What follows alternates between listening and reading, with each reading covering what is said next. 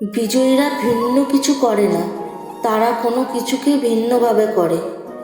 তুমি জীবনে কতবার হেরেছো তাতে কিছু যায় আসে না, কারণ তোমার একটি জেতা হলো সমস্ত হারের যোগ্য জবাব। শেষ নিঃশ্বাস পর্যন্ত চেষ্টা করা উচিত, হয় লক্ষ্য অর্জিত হবে বা অভিজ্ঞতা। নিজেকে এতটা দুর্বল হতে দিও না যে তোমার কারো অনুগ্রহের প্রয়োজন হয়। আজকের মধ্যে ডুবে কঠোর পরিশ্রম করো, যাতে আগামীকাল তুমি যখন আবির্ভূত হবে অন্য সবার থেকে আলাদা হবে।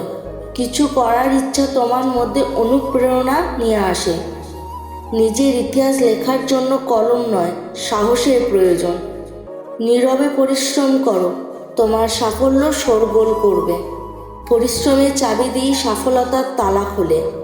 সেই মানুষগুলো প্রায়ই নীরবে থাকে যাদের দক্ষতা সারা পৃথিবী বলে।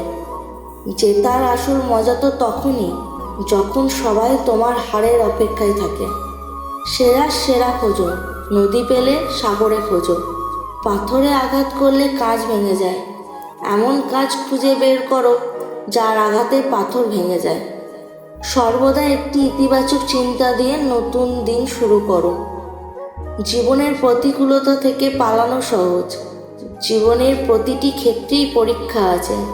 যারা ভয় পায় তারা জীবনে কিছুই পায় না, যারা লড়াই করে তাদের পায়ের পাতায় সারা জগৎ থাকে। জ্ঞানী সে নয় যে ইটের জবাব পাথর দিয়ে দেয়, জ্ঞানী সে যে নিক্ষিপ্ত ইট দিয়ে ঘর তৈরি করে। যে অন্যের ফ্যান, কেউ তাদের ফ্যান হয় না। চেষ্টা বন্ধ না করা পর্যন্ত কেউ তোমাকে হারাতে পারবে না। নেশা করুন কঠোর পরিশ্রম করার, যাতে আপনার রোগ হয় সাফল্য পাওয়ার। বিশ্বের সবচেয়ে শক্তিশালী প্রেরণা হলো বিশেষ কারোর দ্বারা করা প্রত্যাখ্যান। দুঃখের মধ্য দিয়ে যেমন সুখের পরিচয় পাওয়া যায়, তেমনই পরাজয়ের মধ্য দিয়েই জয়ের সূচনা হয়। তুমি যদি জীবনে ভিন্ন কিছু করতে চাও, তাহলে কখনো ভিড়ের অংশীদার হইও না, কারণ ভিড় সাহস দেয় কিন্তু পরিচয় কেড়ে নেয়।